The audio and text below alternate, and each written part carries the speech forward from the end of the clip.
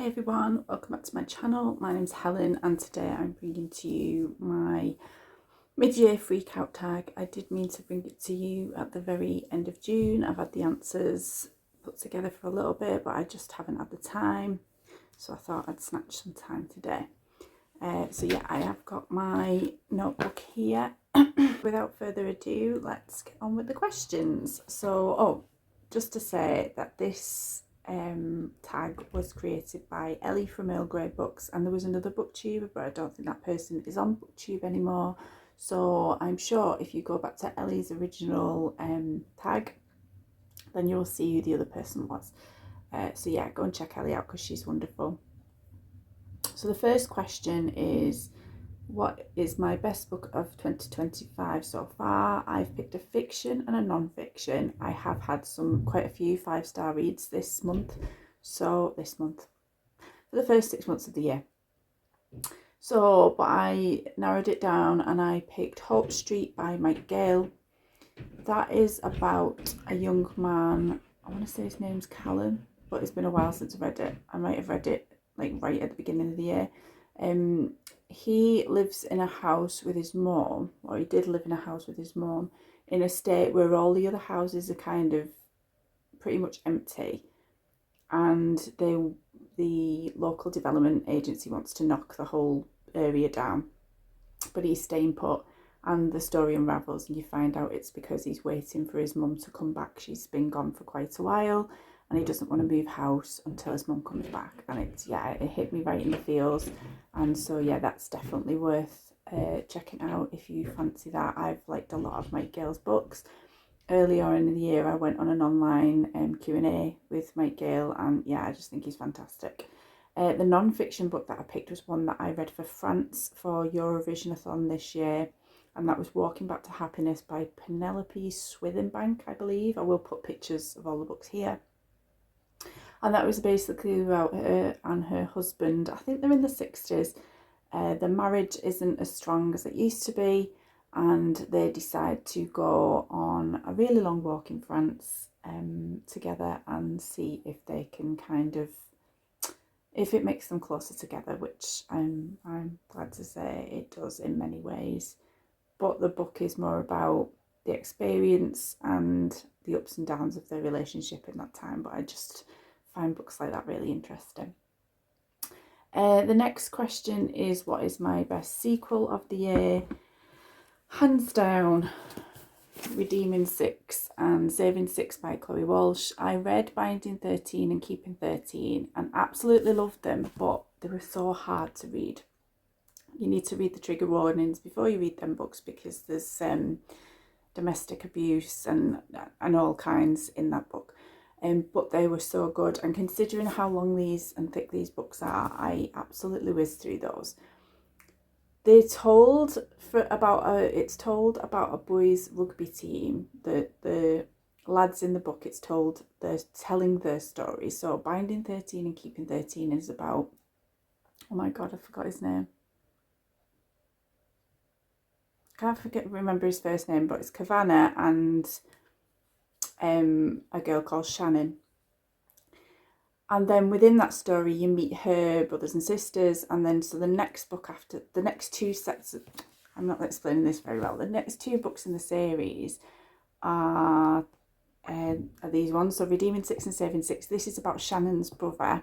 He's not a rugby player. He's a curling player.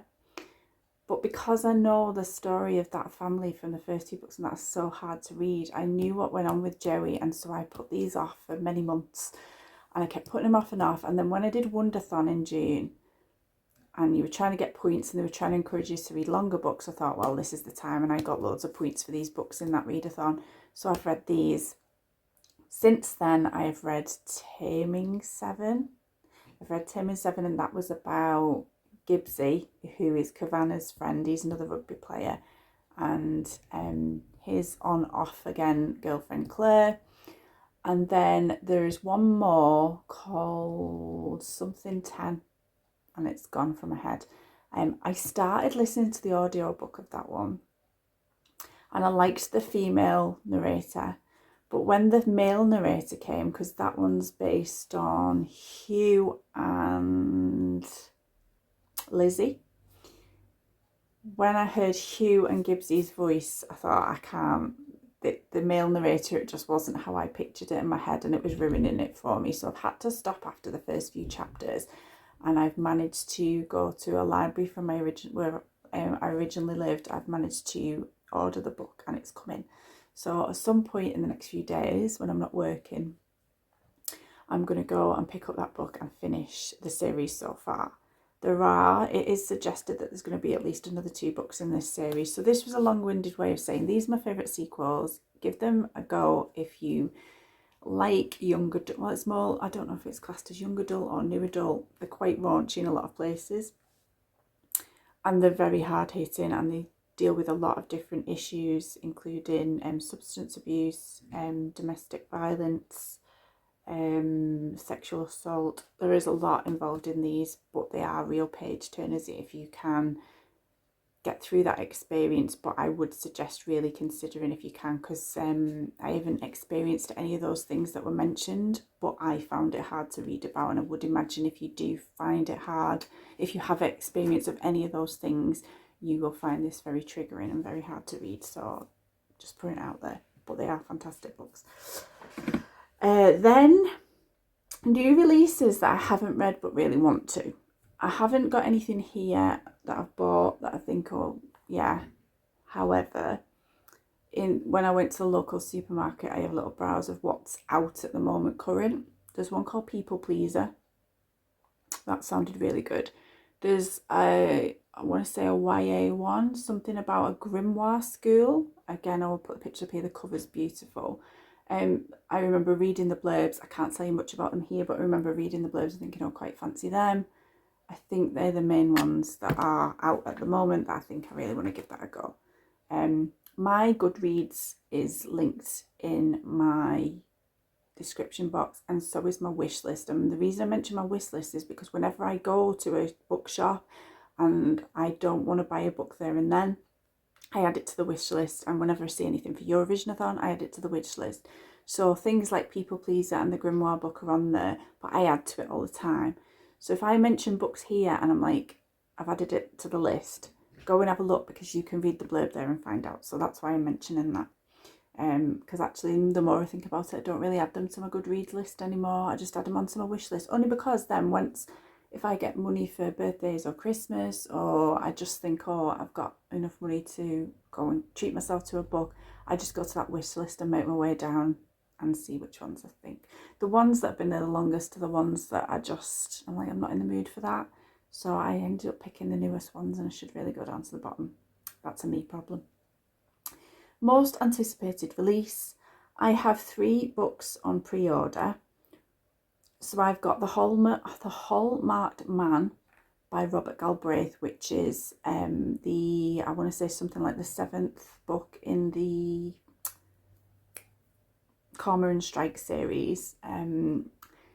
I got really into the books, and then they started doing the TV series. So I watched the TV series with Andy. He hasn't read the books. I've read the most recent one, and that was the most harrowing one that I'd read. What was that one called? Something about the running grave, I think it was called. That one's set in a cult, and I'm really nervous to watch the I'm putting up my TV here and you can't even see my TV. That's TV series. I'm intrigued to see how they're going to do that, because it was so harrowing to read. So I am nervous about that one. But I hope they do that one better than they did the Ink Black Heart. That was always going to be difficult. Well, I thought it wouldn't be difficult to do that and tell it, because when you read the book, it was very confusing, because there was lots of online forum messages running alongside each other on the page that you had to follow. I thought it would be easier on the telly, but I didn't think the telly adaptation was very good. So yeah, so all that to say, the Hallmarked Man is coming out in, I want to say September, and I'm excited for that. Also coming out around that time in September is The Impossible Fortune, which is the 5th book in the Richard Osman Thursday Murder Club series. I love those as well. Those two, the Cormoran Strike series and the Thursday Murder Club series, the books tend to come out at the same time in September each year. And so that part of the year, especially as I love autumn so much, that's the time where I'm like, can't wait for these books to come out. I also can't wait for the first 3rd Murder Club film to come out in August, and we're not far off that now. 1 month to go. And then finally, there's Endgame by Jeffrey Archer. I've only ever read one series by, or this will be the end of the series, by Jeffrey Archer. It's the William Warwick series, and this apparently is the last book in the series. So it's called Endgame. I'm really excited about that one. I believe I've ordered the physical book of The Hallmarked Man from Waterstones, the audio book of The Impossible Fortune from Audible, and the same, an Audible book of The Endgame via Audible. So fingers crossed, I like all of those.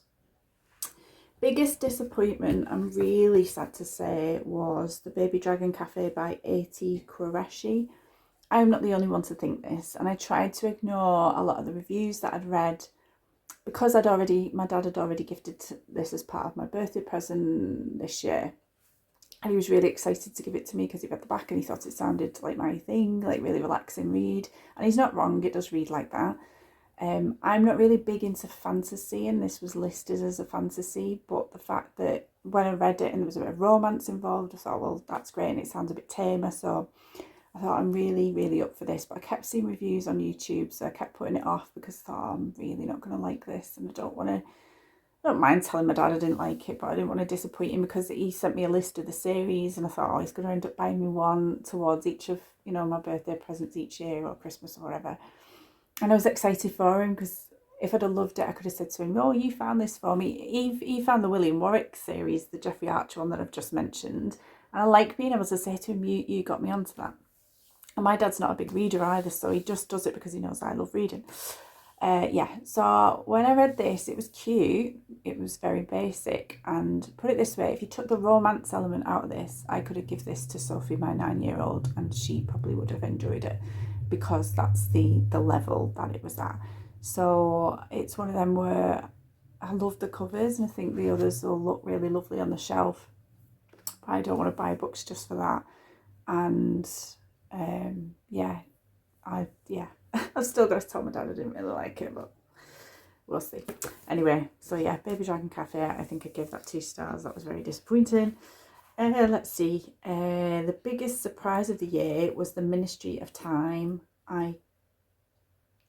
Kayla Bayron, I think her name was. I'll put the book here. This was a surprise because one, I would never picked it up myself. It's classed as, I think, a sci-fi. I would never pick this up for myself. Andy does the women's football team for Man United. He does the fanzine, and they have a Discord, and within that Discord somebody set up a book club group. I'm not into football, so I wasn't in the Discord, but when he said somebody had set the football group up, I joined the fanzine Discord just so I could join in the book group. And so Jess, is the girl who set up the book club, suggested this as the first book. And so I thought, yeah, okay, I'll give it a go. Somebody's mowing the grass outside. They've just decided to do it. I apologise in advance if you can hear that. So she selected this book, and I thought, I'll give it a go, but I don't really fancy it. It was really interesting. I really enjoyed it. It was like a historical, going back in time, bringing famous people back into the present day. I'm not doing it justice, but it was really good. To the point where I saw that the author was going to Waterstones in Liverpool and messaged Jess to see if she wanted to go, but she couldn't make it. And so I never got there in the end, but yeah, that was a really good one. Let's see, new favourite author I've put as Nick Stone. This is my 4th, I think, Nick Stone book. I read Jackpot ages ago and really enjoyed that. Then I read Dame Martin and enjoyed that, and then I read the next book in the series, which is Day Justice, and really enjoyed that one. And then I found this for £1 in Waterstones, and because it was Nick Stone, I thought, well, I've loved the other 3, I'm going to get this one, and this one's called Chaos Theory. Day Martin and Day Justice were part of a series together. Jackpot was a standalone, and I believe this one's a standalone. The only one on the back of this that I haven't read now is Odd One Out, and I may well give that one a go. this one says, when Shelby moves to a middle of nowhere city for her final year of high school, she doesn't plan to make any friends. Andy is at his lowest after a terrible year and needs someone to talk to. When he sends an accidental text to Shelby, she can't help but reach out, recognising something familiar in him. Like stars bound together through gravity, the two form a connection, but the closer they get, the more chaos threatens their universe. Trigger warnings for this one as well: mental health and alcoholism, really. And yeah, so if you struggle with any of those or think you're going to struggle reading about those topics, just keep that in mind. When I saw the trigger warnings at the beginning of this book, it kind of prepared me but set me on edge a little bit, because the mental health side of things, depending on where it goes, I have a real issue with people who, like, not with people but with the reading about when people struggle with like hallucination or just absolutely feeling out of control of the mind. Like, I really find it hard to read about that. And so when a trigger one is mentioned with that, it kind of plays on me a little bit and think, can I get through this? This was actually really easy to read, and as much as it was, I felt it in my heart for the characters and people who may experience this, it didn't hurt me as much as I thought it was going to, and so I found it okay to read about. This is a YA, and maybe that was why it was a bit tamer. But yeah, really, really enjoyed it, and I love that cover as well. So Nick Stone, yeah, definitely a new favourite author. Newest fictional crush, I haven't put anything for that. New favourite character, well, I say it's a new favourite character. It's not a new favourite character, but I've found a new appreciation for the character. I am in the middle of a read-along for the Jasper Fforde series, the Thursday Next series. I've just finished the second book for, this might be my fourth read through of these books. I'm reading them every 2 months until the final book in the series comes out in June next year. So I read this at the end of June, I'm reading the next one in August, and then every 2 months after that. So the next one will be The Well of Lost Pots.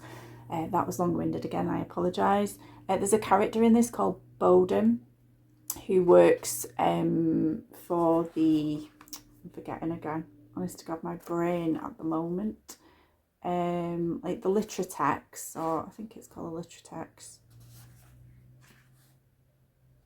or Spec Ops, Literature Spec Ops. He is like the sidekick of Thursday in these books, and I've just had a new appreciation for him. Part of me, because my memory's got terrible more recently, but it's never been great, and especially once, because I read that much, I forget what goes on. I'm hoping that he doesn't turn into a negative character in this. I don't remember him doing, but for all I know, he could be later on in the series, he could let her down in some way, and then I'll be really disappointed, but I don't think he does. So, but at the moment, Bowden is a character that I've got a new appreciation for, because he really is there for her at the moment. Then I've, for books that made me cry, Amazing Grace Adams. I can't remember who wrote the book, but I'll put a picture here. This was about a woman who's basically had enough in her life. I believe she's going through possibly menopause, having some kind of mental break / burnout from being a mother and from work, and a lot of different, everything's just got on top of this woman, and she literally has a mental break. She stops her car in traffic and just gets out and walks away and leaves her car there, and that's like the height of where she's up to, and she's just like, I can't do this anymore. But my heart broke for this woman, and when you get to the end of the book, even more so, I cried buckets at that book. And I remember going into, Andy was sat in the office at the time, I remember going in and just broke my heart all over it because I just really resonated with this woman and how she was feeling at the time, where things had just got on top of her. And she'd just gone to that degree, and it made me think about a lot of things, and I just found it very, very difficult. And I'd love to read it again sometime, but I know that if I read it again, I will do exactly the same thing. And I'm not a rereader, but I think at the time I gave this 4 stars. And I think if you look back at my videos where I talk about it, I'm pretty sure I said it was because it kept jumping all over the place, the timeline, and I never knew where I was up to properly, and it took me ages to like kind of find my bearings again. So I gave it 4 stars, but the feelings from it and how much I thought about it afterwards, I think I should have moved that up to a 5-star. That was one that my dad bought for me. He'd seen it in the supermarket, read the back, thought it sounded good, and he'd give me that one. So kudos to Dad. He doesn't really read, but really, really pays attention to what he thinks I'll like. So he's found me some crackers. Books that made me happy. Why Mummy Drinks by Jill Sims is one that I had on my shelves for a while. I'd found the first book because I'd found something like the third or fourth one in a charity shop. Liked the look of it, but I wanted to read them in order. So I got the first one from Amazon, had it on my shelf for ages, and I thought I really need to read it. That first one is the funniest one there is. The others are funny in part, but not like laugh out loud funny. Some of the lines in that first book were so hilarious. Basically about a mum who talks about life and or it's like raising kids who are a bit mischievous, and well, kids being kids really, but then having a sister-in-law come with her family who live a very different lifestyle, shall we say, to how her and her family do, and just how they utilise her house while they're staying over. Coming unexpectedly and not really organised, and yeah, but I've lent it to my sister and I hope she reads it soon because I need her to text me the lines that just made her belly laugh because it will start me off again. And the other book that made me happy was Sense and Sensibility. I love Jane Austen, but this was the last book of the 6 that I hadn't read. And so I read that and then I watched the adaptation because I'd saved the adaptation, the Emma Thompson and Hugh Grant one, till I'd read this. And it made me happy because I finished the 6 off and because I loved those, that film as well. The most beautiful book I've picked, What If I Never Get Over You by Paige Toon. I got this in the works. I haven't read it yet, but I thought that was absolutely beautiful. So that's the most beautiful book. I've lost my place in my notebook, bear with me. So that's the most beautiful book. And then books I need to read by the end of the year.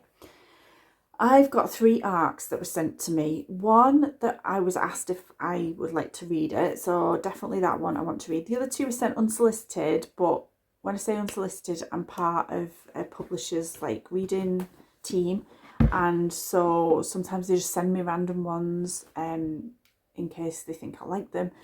So 2 unsolicited one, but I would like to get them all read by the end of the year. So the first one is The Frozen River by Ariel Lawhon. I will put the name of the publisher who sent me this one, Swift Press, because I couldn't remember who sent it me. But they got in touch with me, I want to say on Instagram, private messaged me. It was actually out in April and they messaged me just after that, so I don't feel guilty that I haven't got to it yet. But this is about, let me read, it's set in Maine, 1789. And it's about a woman who finds a man frozen to death in the ice. And she's summoned to examine the body and determine the cause of death. She's a midwife and a healer. But yeah, it's a historical fiction. And so I think they'd read things and thought I would be interested. So I definitely want to get to that at some point, preferably by the end of the year. Then there is Slow Burn by Oti Mabuse. That one looks like a finished copy. This absolutely is not. There's no dedication in it yet, and yeah, so it's definitely an art copy. It doesn't come out till, it's not going to print till the end of July, but they just asked me if, they just sent it to me and said they thought I'd like it, so I don't feel as pressured about this one, but I would like to get it read. I think they were doing a reading, like a blog tour about it, and they have mentioned about that in September, but to be honest I'd like to read it before then. And there was one book out of all the ones I'd read so far that I just didn't get along with, and that made me a bit more aware that I don't want to say yes to everything until I'm sure that I actually think I will like it. One, because I'm not one for putting out really negative reviews. I don't want to be nasty about anything, but I've got to the point now where there's that many books to read, and I think most booktubers are like this now. They're looking for those 5 and 4 star reads. Nobody wants to purposely read a 2-star read. Nobody wants to waste the time doing that. So I'm not afraid to put out a review to say that I didn't like something, but more than not, I'd prefer to say I absolutely love this. And so I want to be a bit more choosy about which books I say yes to, because at one point I think it's really lovely to get the art copies and be sought out. So I felt obliged to say yes to everything, because I thought, well, I don't want to lose the opportunity to do this for publishers and things. But then after that one where I really wasn't sure about it, I thought, right, I really need to think about saying yes to everything, because I don't want to spend my time reading 2-star, 3-star reads all the time. So yeah, so all that to say, I want to read this by the end of the year. Ortia Buse is from Strictly Come Dancing. I love that show, and so I hope that book is really good. She's co-wrote it with somebody. I'm assuming she comes to it from the dancing background, and then she's got somebody to support her with the writing a book bit. And then there was another one that was sent to me, gosh, this might have been last year, in advance, and this is out in October 2025. I didn't ask for this one, it just came. It's Bee's Book Wagon by Julie Hayworth. She wrote one about a cat cafe, and I enjoyed that one. But this one's set in the, and this is definitely an art copy as well, because of the way all the description of when it's out is on at the back. Set in the fictional Sussex village of Blossom Heath and featuring characters you will know and love.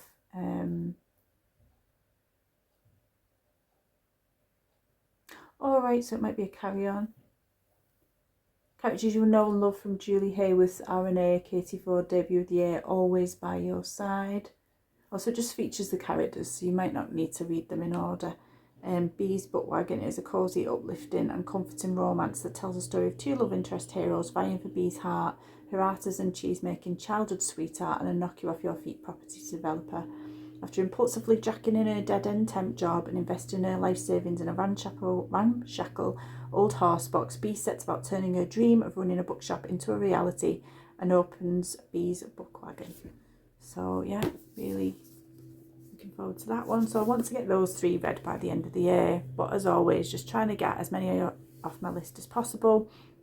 Last night I actually sat and looked at my Eurovision shelf, because it's full again, overflowing again with books options for different countries, and started thinking about Junior Eurovision, which I believe is in October this time. I want to say it's for a month. I will put a lead up to it. It's only for 2 weeks this time because there's less countries involved. But I sat last night, wrote the, I want to say 15 or 16 countries that are taking part down, and looked at my shelf to see which books I'm going to knock off the shelf during Junior Eurovision, ready for the main attraction, Eurovisionathon 2026 in April or May. All that come about because I started reading one called More Than I Love My Life. Sophie had picked it out from my TBR jar for me and started reading it at a spa weekend that I went to with my mum and dad, and I started reading it there and realised, as much as I thought it was for Israel, and I took it because I've already got an Israel book and I thought it would be good not to have multiple options for one country on the shelf, get it off the shelf. It also mentioned Croatia. And so because it mentioned the 2 countries and it was slow going but enough to keep me interested, I thought, you know what, I'm going to save that till Junior Eurovision and I'll read it for Croatia. Because I've got a book called the Dubrovnik Book Club that I want to read for Croatia in April, May next year, so I'm not going to get to More Than I Love My Life. So that is my book freak out tag. Feel free to do the tag yourself. Consider yourself tagged if you want to do it. Thanks to Ellie for coming up with the concept in the first place, and hopefully the second half of my year will be a good reading one. I set my target this year for 100 books for the year. I tend to do that constantly now, and I'm already on, I think, 81. So I am doing okay. So yeah, I will speak soon, and thank you for watching. Bye.